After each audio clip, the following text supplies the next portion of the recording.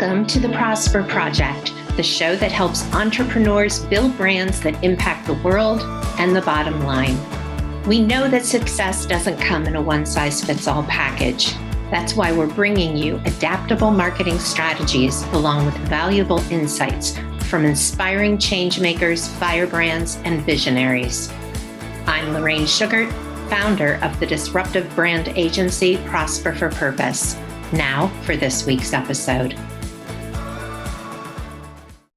Hey everyone, and welcome. Today my guest is Mary Stelletello, who brings 30 years of experience in the nonprofit and philanthropic sectors to her coaching and consulting work. And she focuses in the areas of governance, leadership development, strategy development, strategic partnerships, training, facilitation, and organizational capacity building. Mary is a PCC credentialed professional coach by the International Coach Federation and an associate coach with Coaching Right Now and Manpower Right Management. She uses all these skills with nonprofit executives, social impact leaders, and management staff to strengthen their abilities and skill to guide organizations to excellence. Welcome, Mary. Thanks for being with me today. Lorraine, it's such an honor and a pleasure to have the opportunity to have a chat with you. Yeah, so we've known each other for a while now at both running certified B Corps, and we'll touch on that in a little bit. But I want to start kind of like before you decided to start your own business and talk about what was your life pre-2010 when you started Vista Global Coaching and Consulting? Okay, well, I don't want to take the whole podcast to talk about my circuitous journey of how I got to starting my own business. I really was actually an accidental entrepreneur. But I mean, I actually started my work life in a family business when I was 9 or 10 years old. My dad had restaurants in Chicago, and I started early in my life, really just learning about what it means to run a business from the inside out as a young person in the kitchen, in the front part of the house. Eventually became a manager when I was about 15, and just sort of soaked it all in, not really knowing what I was learning. It was just, what I did on the weekend in the summertime. And, then I moved into my professional career starting after graduate school, really found my path in doing social impact work and worked in nonprofits for about 20 years, running different youth and children's services organizations. I also worked internationally for a foundation that focused on youth development, and I was a 5-time executive director. So call me crazy. I know most people, and now that I do consulting work in this sector, oftentimes it's a one and done experience because of how challenging it can be, but I really enjoyed that work and transitioned into consulting, worked for a national consulting firm as my first entree into professional services work, and did that for about 5 years, and then made a geographic move from California to the Midwest and hung up my shingle, kind of doing the same thing as I was for the national firm, but under my own banner, Vista Global. I love that. That's really interesting. And so you started your own company in 2010, and you brought kind of all the skills and experience, but you were starting in a new state where in 2010, I mean, obviously we had the internet and there were a lot of things going on there, but was it challenging for you to start your business in a new state when probably most of your contacts, or at least most of the contacts you had initially made, were on the West Coast, and then you moved to Wisconsin? You nailed it, Lorraine. Absolutely. That was one of the greatest challenges for me. And that's why I actually maintained my national focus as far as my work, because I had lived not only on the West Coast, but I had also lived on the East Coast when I was working for the foundation. So I had networks on both coasts, and I maintained those networks, continued to foster those relationships while I was developing my networks in the Midwest region in Wisconsin. That was so smart. And I hope anyone listening right now heard that and took note of that. you don't just say goodbye to your network and the people that you know, because you never know where your prospects are going to come from. And certainly in businesses, we're all here to create an impact, whatever that looks like. And you never know where those opportunities are going to come from. So that was really forward thinking on your part to be able to do that. And so did you ever kind of create that network in Wisconsin, or did you just kind of continue to work nationally and internationally?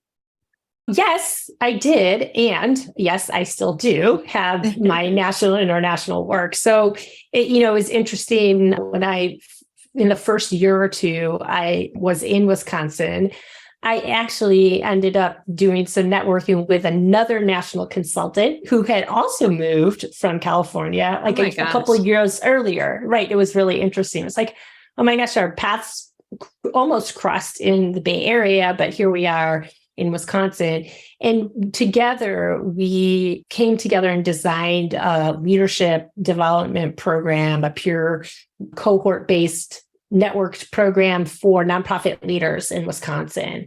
And it was a program that we ran for 6 years, recruited leaders from all different types of nonprofits in Milwaukee and Madison area. And then with that, helped establish my network in Wisconsin. So I ended up doing other work because of the fact that we had launched that leadership program and we ran that for 6 years. So that's amazing. Really wonderful. Yeah. Yeah, that's a great way to bring people together.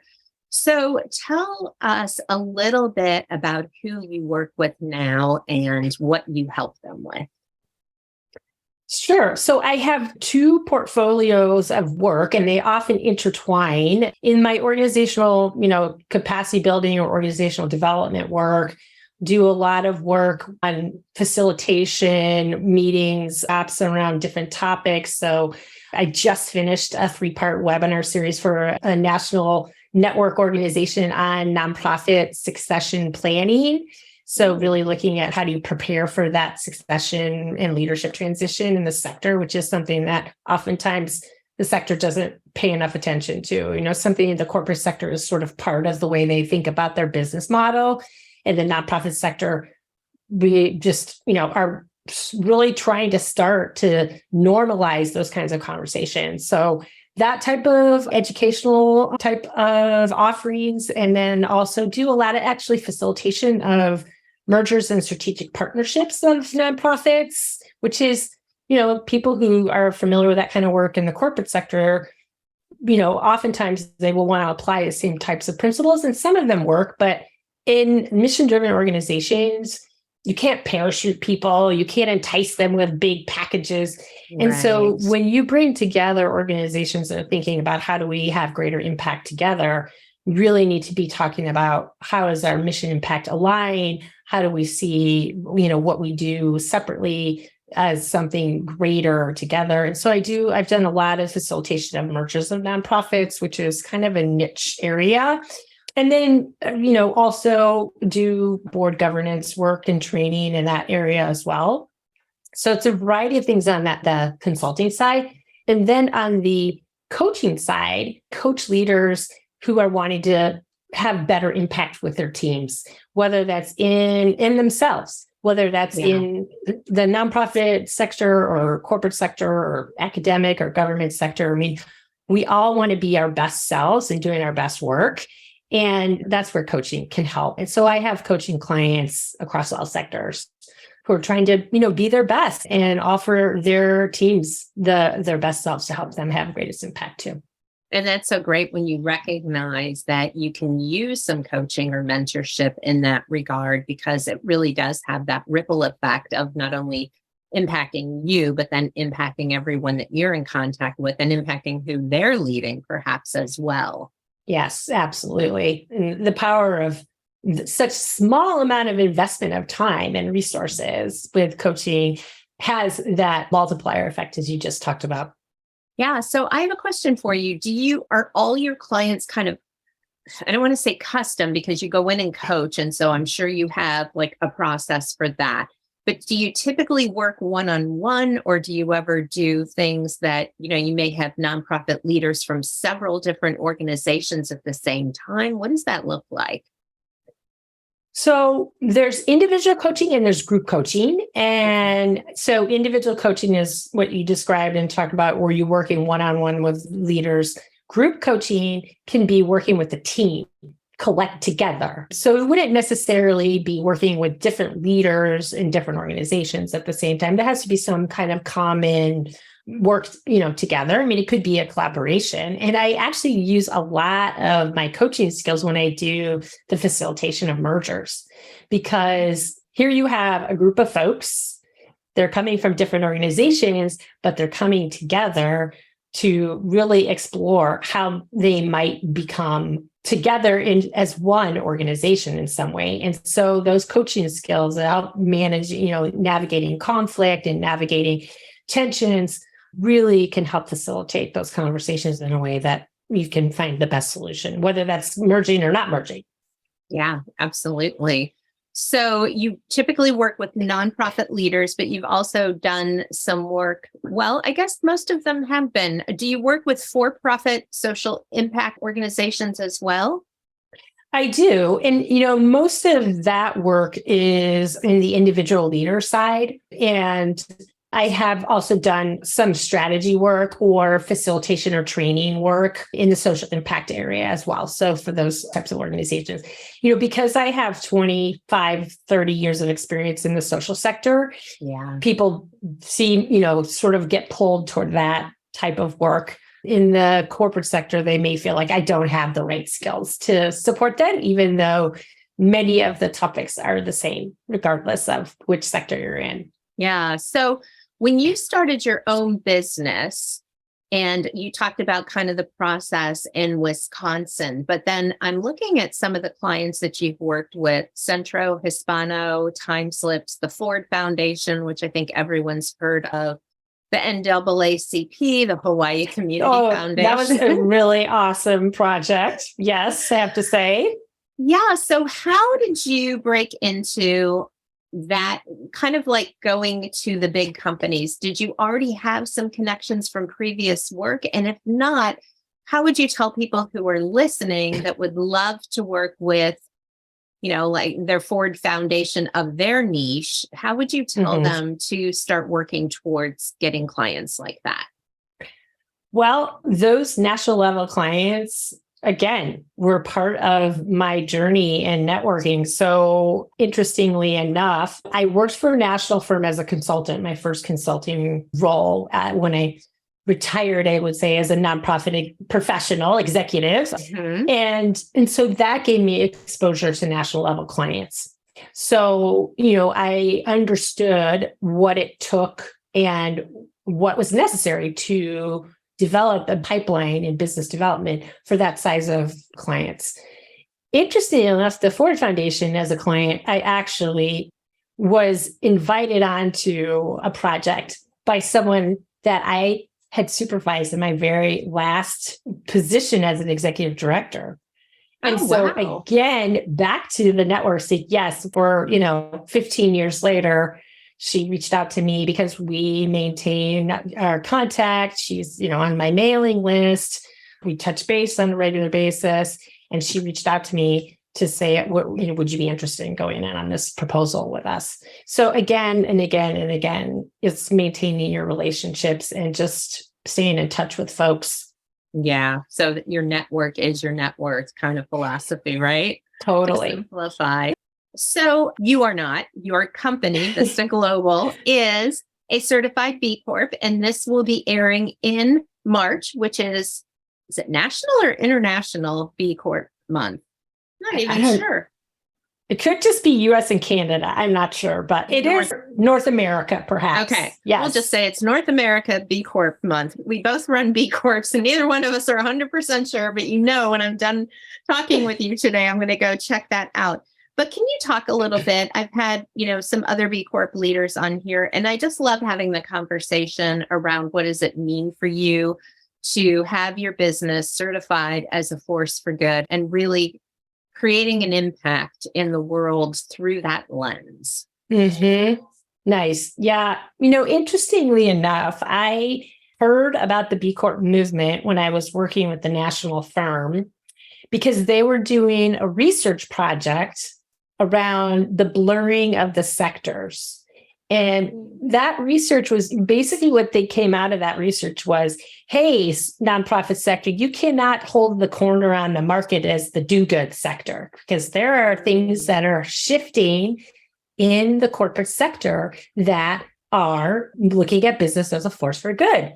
So, I found out about B Lab and the beginning of the B Corp movement really when it started, like 2007, 8.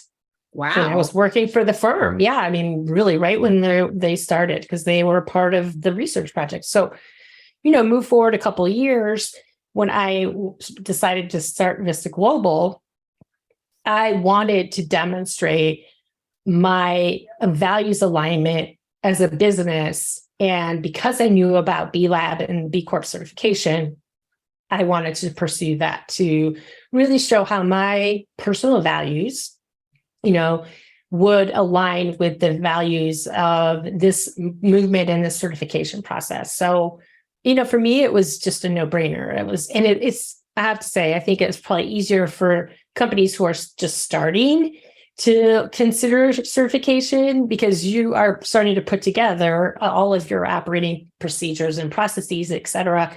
And so you can be doing that as you are going through that impact assessment. Oh, I need this policy around vendors. Oh, I need this policy versus a company that's already been up and running for X amount of years and then going through the assessment saying, okay, now we have to revisit many of our current policies or procedures and practices to align more. So you started Vista Global in 2010. And when did you certify? Because I know you're the oldest B Corp in Wisconsin. Yes, 2012. Okay, that's great. Wow.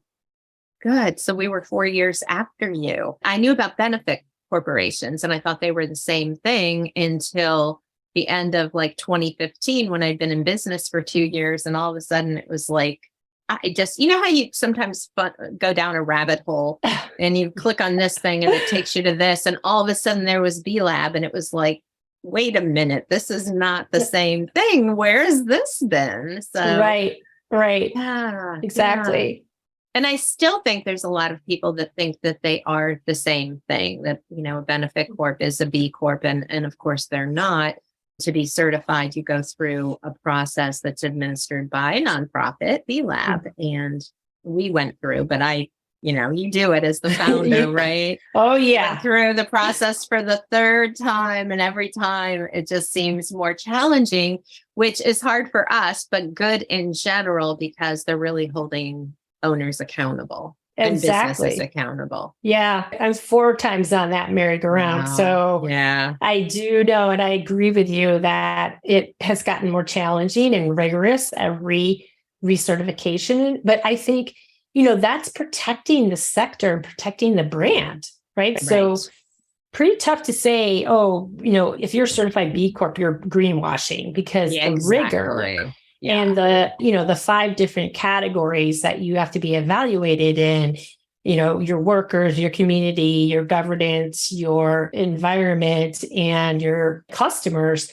There's no other certification that looks at all 5 of those different areas. And so I think that's the headline that needs to get out there a little bit more, is that how comprehensive this certification process is. Only 6,000 companies in the world that have it.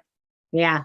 So cheers for that. Cheers to us. Cheers to us. And cheers to you for being the first one in Wisconsin. That's amazing. I think that's great. So I have to bring up something else that's interesting. And maybe you can talk about how your business enables this for you. I think that it's so interesting.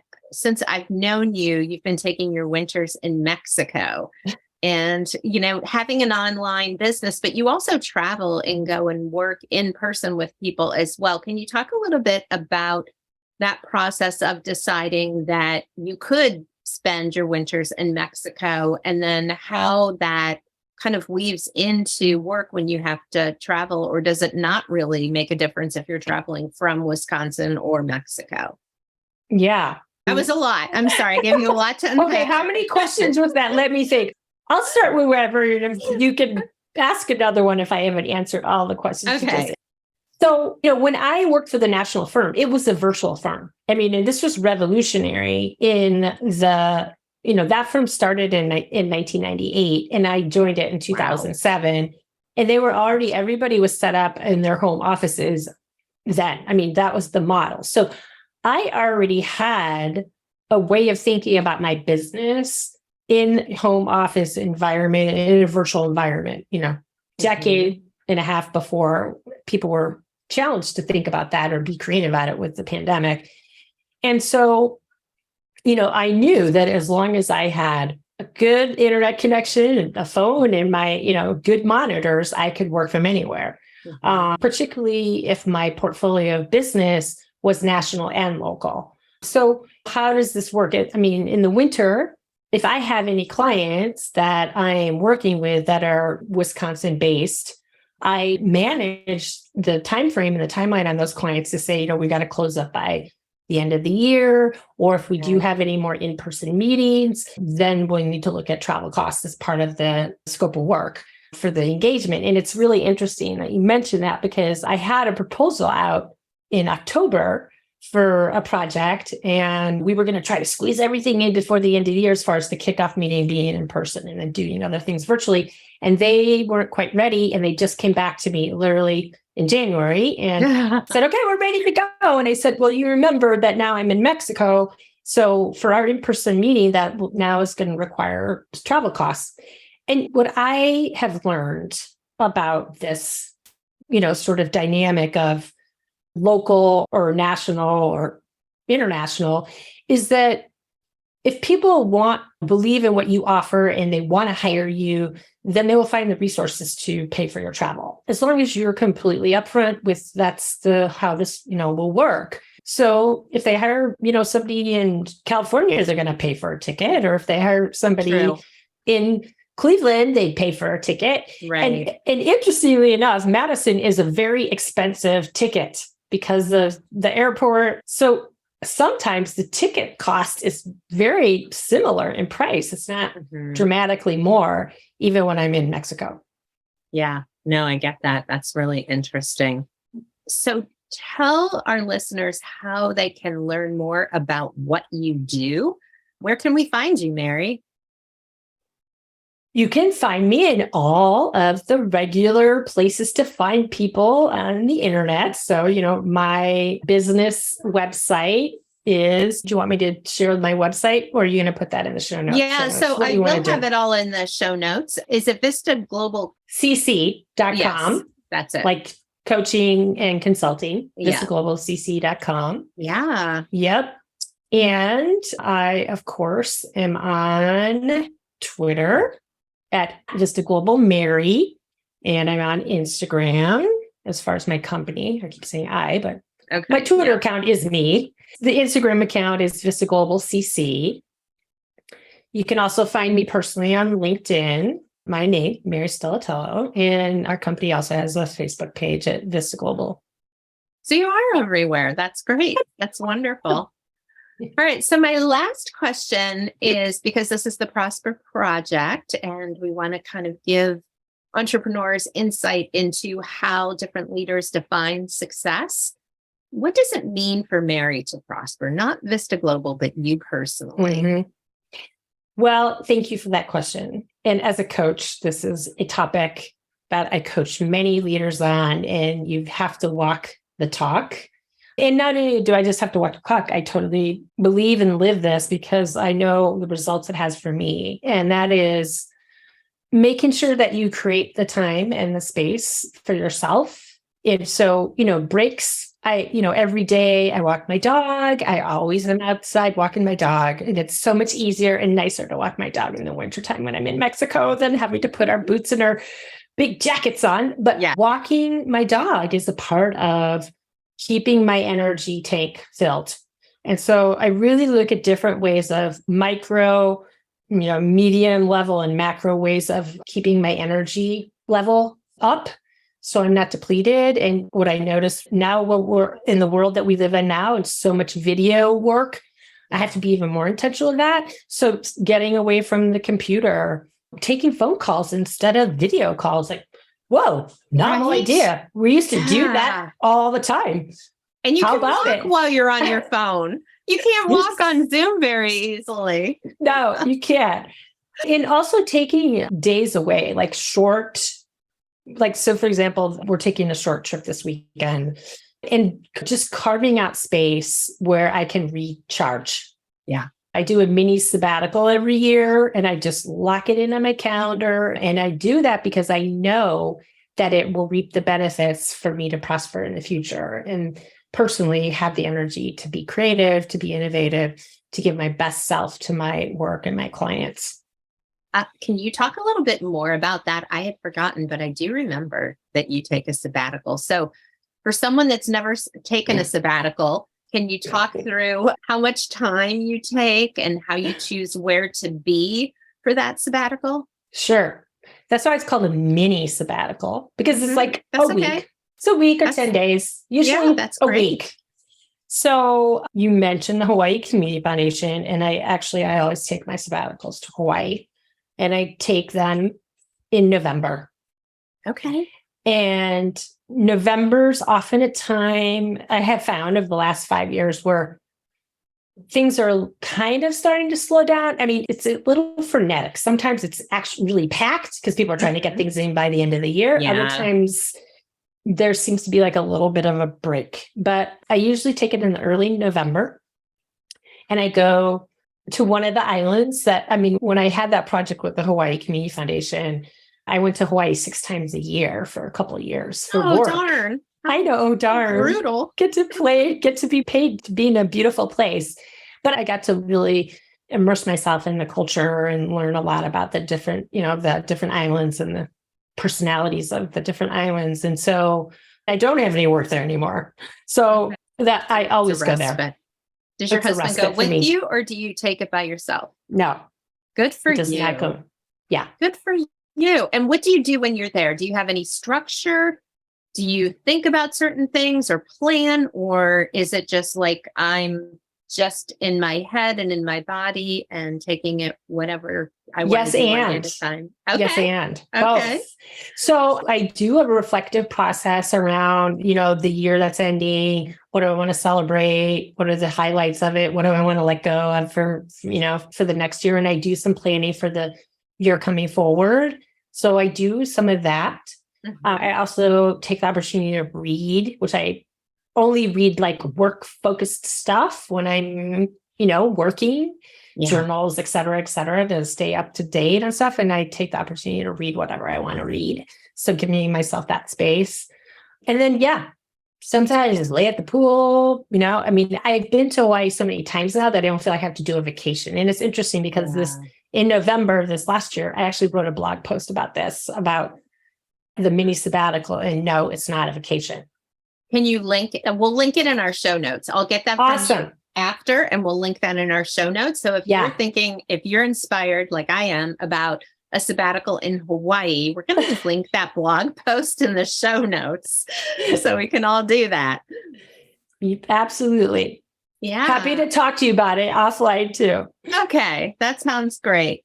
So is there anything that I didn't ask you, Mary, that you'd like to share with our listeners today?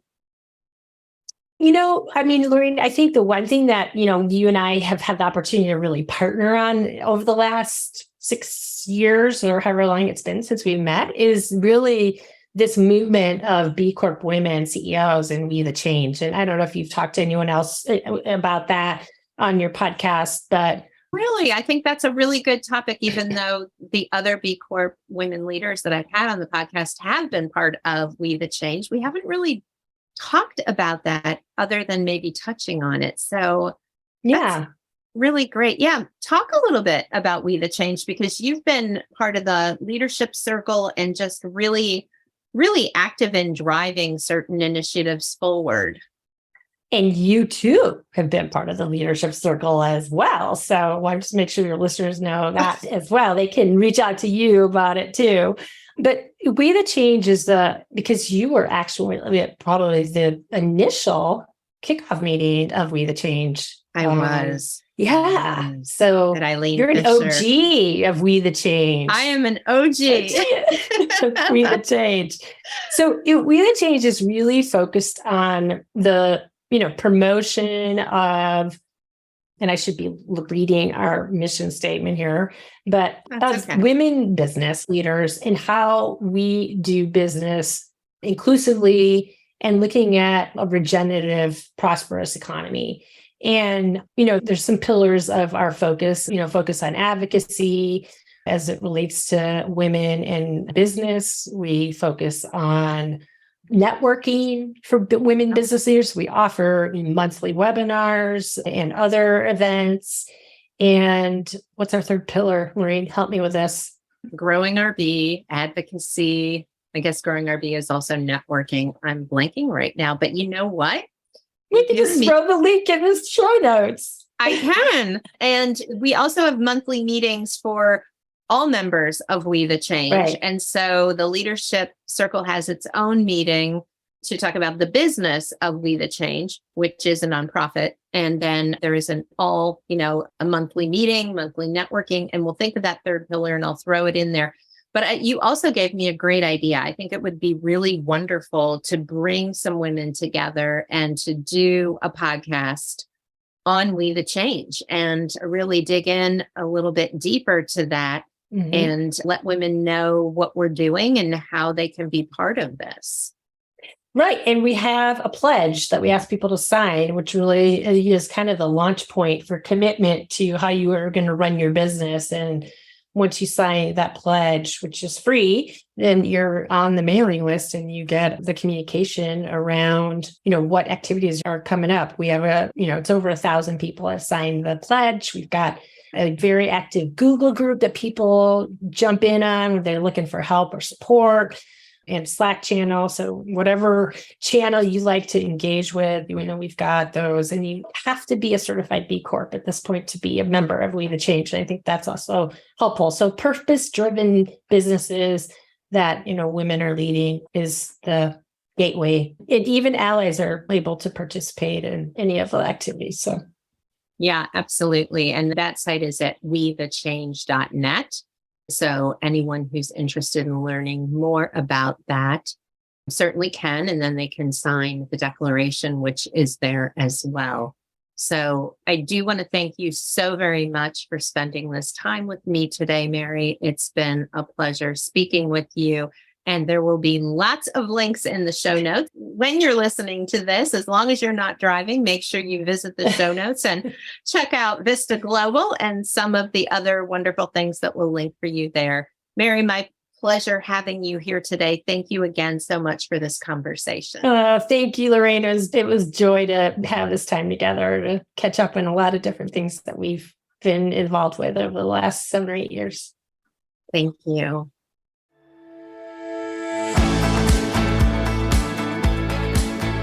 Thank you so much for tuning into this episode of The Prosper Project. If you want to grow a peerless, profitable brand, please hit the subscribe button so you never miss an episode. And if you find value in our show, please help us reach others by sharing an episode and leaving a review. In appreciation, please visit prosperforpurpose.com for more free resources to help you grow your business.